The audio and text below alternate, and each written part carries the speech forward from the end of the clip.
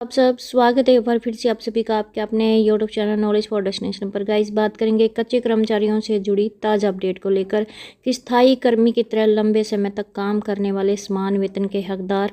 Supreme court की तरफ से स्पष्ट कहा गया है कि अस्थायी कर्मी का लेबल लगा करके अस्थायी कर्मचारियों से उनके हकों को छीनने का काम है जो किया जा रहा है। ये सुप्रीम कोर्ट की तरफ से स्पष्ट कहा गया है कि अस्थायी कर्मी का लेबल लगा करके आप अस्थायी कर्मचारियों को न सिर्फ कम वेतन दे रहे हैं बल्कि उनके हकों को भी छीनने का काम है जो किया जा रहा है, जो कि सरासर गलत है।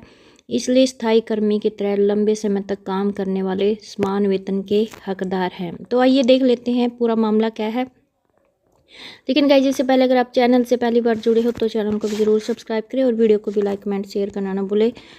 सुप्रीम कोर्ट ने कहा कि जब कोई कर्मचारी स्थायी कर्मी जैसी भूमिका में लंबे समय तक काम करता है तो समान काम के लिए समान वेतन का हकदार होता है। और शीर्ष कोर्ट ने कहा कि नौकरशाही की सीमाओं के कारण श्रमिकों के वैध अधिकारों को कम नहीं किया जा सकता है। इसके साथ जस्टिस विक्रम नाथ और जस्टिस प्रसन्ना बी वराले की पीठ ने गाजियाबाद नगर निगम की ओर से 2005 में माली की सेवाएं समाप्त करने के आदेश को रद्द कर दिया और बागबानी विभाग के जरिए 1998 से सेवाएं दे रहे इन कर्मियों को बिना किसी नोटिस, लिखित आदेश या मुआवजे के हटा दिया गया था। पीठ ने कहा कि नैतिक व कानूनी रूप से जो कर्मचारी साल दर साल नगर पालिका की ज़रूरतों को पूरा करते हैं उन्हें अनावश्यक नहीं माना जा सकता है। कोर्ट ने उनकी नियुक्ति के अब 6 महीने के भीतर सेवाओं को नियमित करने का निर्देश दिया और नगर निगम को उन्हें 50% पिछला वेतन देने का भी आदेश है जो वो दिया है। और कोर्ट ने कहा कि नौकरशाही की सीमाएं उन कामगारों के वैध अधिकारों को प्रभावित है जो नहीं कर सकती है जिन्होंने लंबे समय तक वास्तविक नियमित भूमिकाओं में लगातार काम किया है। तो गाइस ये लंबे समय से वास्तविक नियमित भूमिका यानी कि एक स्थायी कर्मी की तरह लगातार काम कर रहे थे, लेकिन बिना किसी कारण के, बिना किसी नोटिस के इन्हें हटा दिया गया था।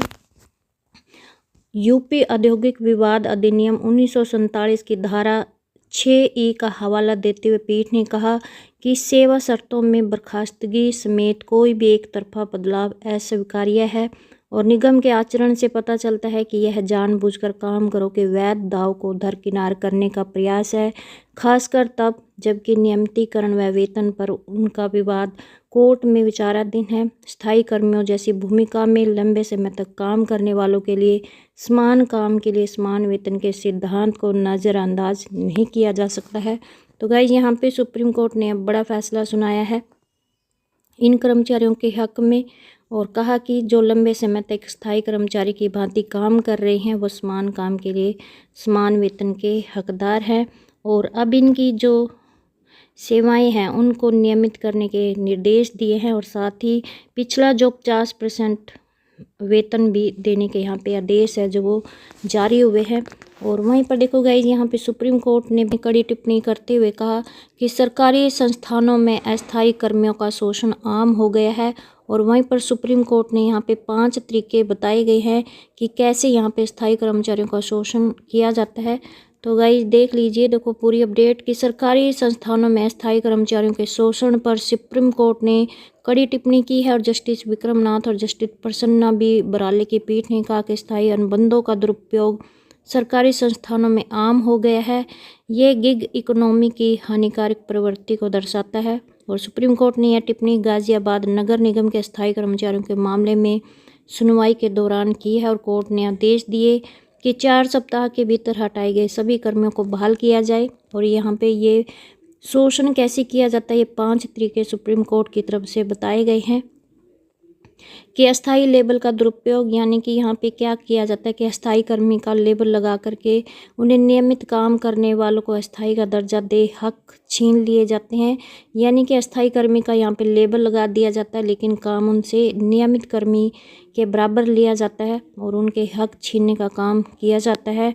वहीं पर मनमानी बर्खास्तगी बिना नोटिस या कारण के कर्मचारी को हटा दिया जाता है। कैरियर प्रगति में बाधा, अस्थायी कर्मचारियों को पदोन्नति और वेतन वृद्धि के अवसर भी नहीं मिलते हैं। आउटसोर्सिंग का सहारा, अस्थायी कर्मचारियों की जगह नए अस्थायी कर्मचारियों को लाया जाता है बुनियादी अधिकारों से वंचित, पेंशन, भविष्य निधि और स्वास्थ्य बीमा जैसे लाभ है जो नहीं दिए जाते हैं। तो यहाँ पे ये सुप्रीम कोर्ट के द्वारा शोषण के 5 तरीके बताए गए हैं जो कि बिल्कुल सही बताए गए हैं। आप भी अपनी राय कमेंट बॉक्स में ज़रूर लिखना, क्या ये जो बताए गए हैं शोषण इसी प्रकार से किया जाता है। तो ये थी आज की बड़ी अपडेट। आई होप आपको ये अपडेट अच्छी लगी। प्लीज़ चैनल को सब्सक्राइब और वीडियो को लाइक कमेंट शेयर करना ना भूलें।